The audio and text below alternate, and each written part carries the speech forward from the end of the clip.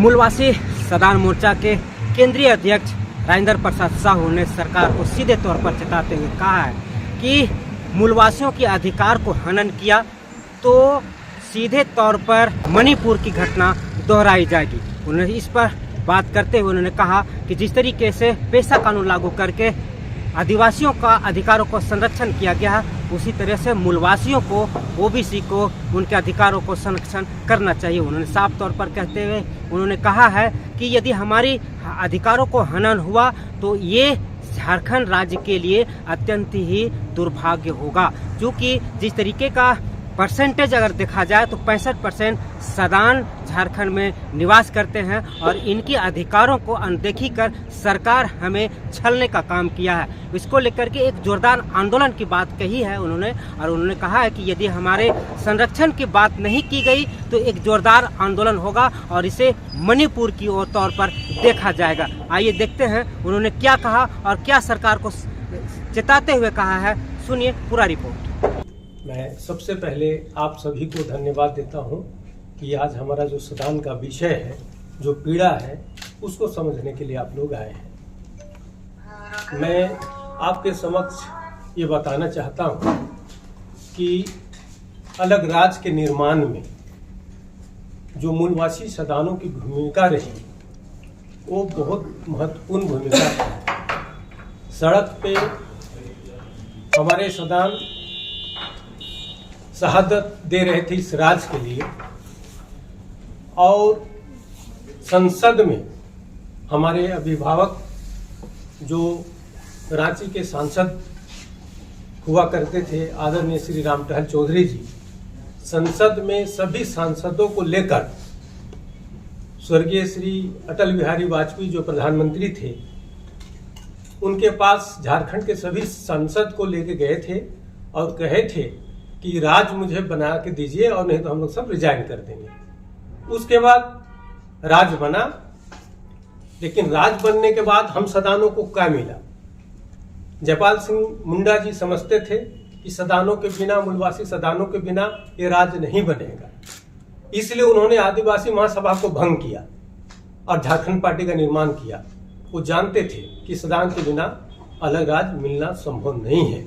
जब सदान इसमें शामिल हुए और लड़ाई जबरदस्त तरीका से झारखंड राज्य के लिए आंदोलन शुरू हुआ। उसके बाद आदरणीय रामटहल चौधरी जी के बारे में बताया, वाजपेयी जी कन्विंस हुए इनसे और अलग राज्य का निर्माण हुआ। राज मिलने के बाद हम सदानों को क्या मिला? कुछ नहीं। आज राज्य में मैं इसको कह सकता हूं सदानों के लिए संवैधानिक संकट है, संवैधानिक संकट है। इस सेंस में मैं बोल रहा हूं कि 5th शेड्यूल के नाम पर सदानों का एक एक अधिकार को छीनने का प्रयास किया जा रहा है, जो दुर्भाग्य है। मैं नाम रखने में कोई परहेज नहीं करूंगा, जो सच है उसको बताऊंगा। बाबूलाल जी जब प्रथम मुख्यमंत्री यहां बने तो उन्होंने 112 प्रखंड के तमाम पंचायतों को भी मुखिया, प्रमुख, जिला परिषद अध्यक्ष को आरक्षित कर दिया। उसमें ऐसे 100 पंचायत थे, आपको जान के आश्चर्य होगा कि 100 पंचायत ऐसे थे जहां था जिसमें जनजाति की एक आबादी नहीं थी। तब वहां क्या हुआ? पंचायत चुनाव हुआ नहीं, क्योंकि वहां जनसंख्या थी नहीं। तो ऐसी परिस्थिति में आज राज्य का मुखिया को तो समझना चाहिए कि झारखंड की स्थिति भिन्न है। यहाँ मूलवासी सदान ओरिजिनल आदिवासी हैं, ये आप जान लें। चूंकि मूलवासी कोई बाहरी भीतरी का शब्द नहीं है, ये आप लोग को भी जानना चाहिए। मैं आपके माध्यम से इस बात को राज्य में लोगों को बताना चाहता हूं। चूंकि मूलवासी आपके संथाल परगना में उत्तरी छोटा नागपुर वगैरह में मूलवासी बोलते हैं, लेकिन एंथ्रोपोलॉजी जो पढ़ते पढ़ाते हैं या जो जानते हैं, इसमें सदान शब्द का उल्लेख है, जो कि छोटा नागपुर, पलामू, ये सब में हम लोग सदान कहते हैं, जो सदा से रहा है। उसका बारे बताऊंगा तो बस लंबा समय लग जाएगा। तो कोई ये बाहरी भीतरी की बात नहीं है। कुछ लोग भावनात्मक बात करने के लिए आदिवासी मूलवासी कह देते हैं, लेकिन मूलवासी का जब हक देने की बात आती है तो कोई हक देना नहीं चाहता है। अभी पेशा कानून बना, पेशा कानून में सदानों का अधिकार को संरक्षित क्यों नहीं किया गया? ये सरकार की जिम्मेवारी थी। आज जो ट्राइबल में 2 भाग में स्पष्ट करना चाहता हूं कि एक सरना समाज जो कहता है कि हमारा रूढ़िवादी परंपरा को जो था, रूढ़िवादी सबको हटा दिया गया, इससे हमको अधिकार कम मिलेगा या हमको नहीं मिलेगा। तो सतानों का अधिकार को संरक्षित क्यों नहीं किया गया? जल जगल जमीन में क्या सतानों का अधिकार नहीं है? हमारा वन संपदा यहाँ नहीं है, हमारे निजी जमीन में बहुत सारे जल जंगल जमीन भी हैं और इस जंगल को सतानों ने भी बचाया है, क्योंकि हम बहुत पुराने वासिंदा हैं। तो मेरा सरकार से मैं किसी का शिकायत नहीं कर रहा हूं, लेकिन मैं कह रहा हूं कि आप मुखिया हैं तो सदानों का भी अधिकार को संरक्षित करना चाहिए था। यहाँ 65% मूलवासी सदान हम हैं, लेकिन चूंकि हमारा आइडेंटिटी कोई अलग से सरकार ने नहीं बनाया है, इसलिए मूलवासी सदान जरूर है। लेकिन सरकारी के जो मैंने कोई हमको ऐसा नहीं कि सदान के लिए हमारा एक अलग कॉलम है या ऐसा नहीं है। तो हमको गैर आदिवासी कहते हैं, जिसकी अगर आप माने तो 74-75% यहाँ पे गैर आदिवासी राज्य में रहते हैं, लेकिन हम 65% मूलवासी सदान हैं। तो अब हमारा अधिकार कैसे बचेगा? सरकार की नीयत ठीक नहीं है। और दुर्भाग्य यह है कि आपका जो यहाँ पे राष्ट्रीय पार्टी है, क्षेत्रीय दल को तो ज्यादा समझना चाहिए, लेकिन राष्ट्रीय पार्टी है वो भी हमारी बात नहीं करते हैं। वो भी शायद सेंट्रल को नहीं बताते हैं कि भाई राज्य की स्थिति भिन्न है।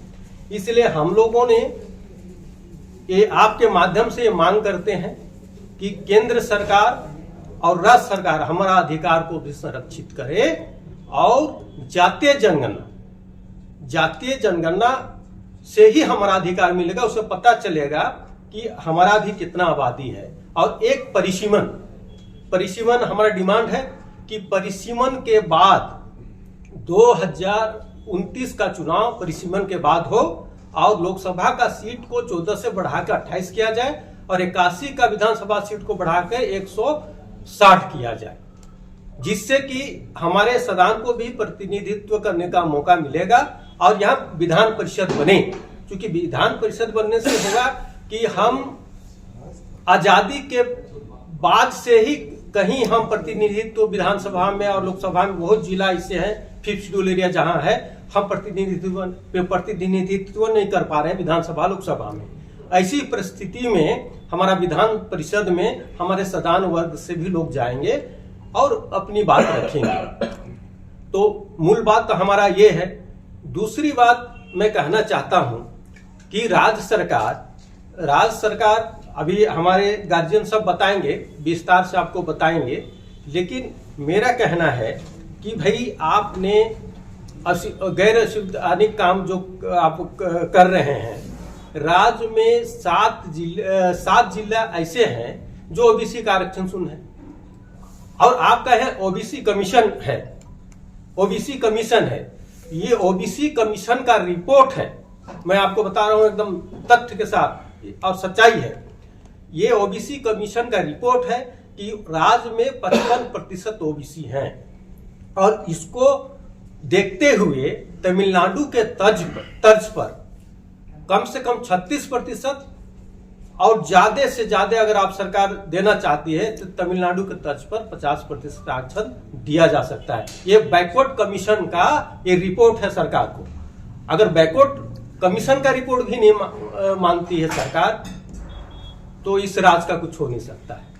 आज आप देखेंगे सुप्रीम कोर्ट में ओबीसी के मामले में महाराष्ट्र गवर्नमेंट का रिपोर्ट सुप्रीम कोर्ट ने नहीं माना, बोला कि ओबीसी कमीशन का रिपोर्ट हमको चाहिए। जब कमीशन है और उसका बात नहीं मानते हैं तो कमीशन को बंद कर दीजिए, फिर जरूरत क्या है कमीशन का? तो एक मूल बात ये 2-3 बातें हैं। पेशा के बारे में कह दिया, जातीय जनगणना के बारे में भी कह दिया। अब परिसीमन और जातीय जनगणना 2 चीज हमें चाहिए और ऐसा ना हो ये संवैधानिक संकट ये सरकार को समझ में नहीं आ रहा है। जब पंचायत का चुनाव हो रहा था, मैं जानकारी आपको देना चाहता हूं, उस समय पंचायत राज अधिकार करके एक सामाजिक संगठन बना गया था। उसका संयोजक हमारे आदरणीय श्री रामटहल चौधरी जी थे और इनके नेतृत्व में वो झारखंड बंद हुआ था, जो बहुत जबरदस्त बंद हुआ था। उसका दोबारा मूलवासी सदान के तरफ से हम लोगों ने बंद किया, जबरदस्त पूरा राज्य में बंद हुआ। उस समय दुर्भाग्य से कुछ घटनाएं भी घटी थी तो आप जैसे मीडिया के प्रबुद्ध लोग, सभी साथी लोग सब मिल के ये झारखंड जल ना जाए, इसके लिए प्रयास हुआ कि भाई इसको कैसे रोका जाए। और सारा मुझे याद है, आज भी यहाँ के बहुत प्रिंट मीडिया के संपादक बड़े बड़े जो थे, हम लोग से बात होती थी। आज हमारे बीच ये आपके रामदयाल मुंडा जी नहीं रहे, उन्होंने कहा था जब राज्य की स्थिति खराब हो रही थी तब यही आपका लॉ कॉलेज में कहा था कि राजेंद्र बाबू सदान और ट्राइबल हम लोग बैठ के चटाई में फैसला करेंगे, सरकार क्या करेगी। सो हम लोग 50% से ऊपर जो पंचायत में आबादी होगा ट्राइबल का वो आरक्षित होगा और जो कम होगा वो जनरल रहेगा, उसमें सदान भी लड़े, आदिवासी भी लड़े। तो इस तरह की बात हुई थी, लेकिन आज सरकार कोई बात सुनने के लिए तैयार नहीं है। तो हिंसा नहीं होगा तब तक सरकार नहीं सुनेगी क्या? तो सरकार ये जान ले, इसको हल्का में ना ले। हम लोग कोई हिंसा के बात नहीं कर रहे हैं, ना हम लोग ऐसा नहीं चाहते हैं, लेकिन अगर यही स्थिति रहा तो लोग गांव में समझ रहे हैं ये मणिपुर के रास्ते पे झारखंड जा रहा है, इसको कोई नहीं रोक पाएगा आने वाले दिन में। इसको सरकार समझ ले। अरे सरकार कोई एक वर्ग का तो होता नहीं है। अगर हेमंत जी ये समझते हैं कि हम एक वर्ग से, हम कोई जाति नहीं, हम तो सदा से सरना सदान साथ रहे हैं, साथ में रहते हैं, सहिया सदान की हमारी संस्कृति है। तो एक कास्ट से कोई सरकार बन जाएगी क्या? एक वर्ग से बन जाएगी क्या? तो हम सदानों ने भी उनको साथ दिया है, इसलिए सदानों की बात को समझें और आने वाले समय सुखद हो, राज्य के विकास के लिए, राज्य में विकास हो, सभी का समान हो, ये हम चाहते हैं। और आप लोग को पुनः एक बार धन्यवाद पुनः देते हुए मैं चाहूंगा अपने अभिभावक आदरणीय श्री रामटल चौधरी जी, जो हमारे गार्जियन के साथ साथ ऐसे संजोग नेता हैं जो कि आप लोग जानते हैं सीधे साधे, ईमानदार और सच का साथ देने वाले। हमारा दुर्भाग्य है कि इस राज्य में हमारा लोग, हम अपनी कमी को भी कह रहे हैं, राजनीतिक चेतना नहीं होने के कारण वैसे सांसद बन जाते हैं जो उनका राज हम लोग जानते हैं, ना जात जानते हैं, और हमारे ही लोग को लोग समझ नहीं पाते हैं। तो आज परिणाम है कि हमारे भूतपूर्व सांसद जरूर हैं, लेकिन आज भी हमारे लिए सांसद हैं। हम चाहेंगे आदरणीय रामटहल चौधरी जी, जो हमारे मूलवासी सिद्धांत के संरक्षक हैं, वो अपनी बात को आपके समक्ष रखेंगे। बहुत बहुत धन्यवाद।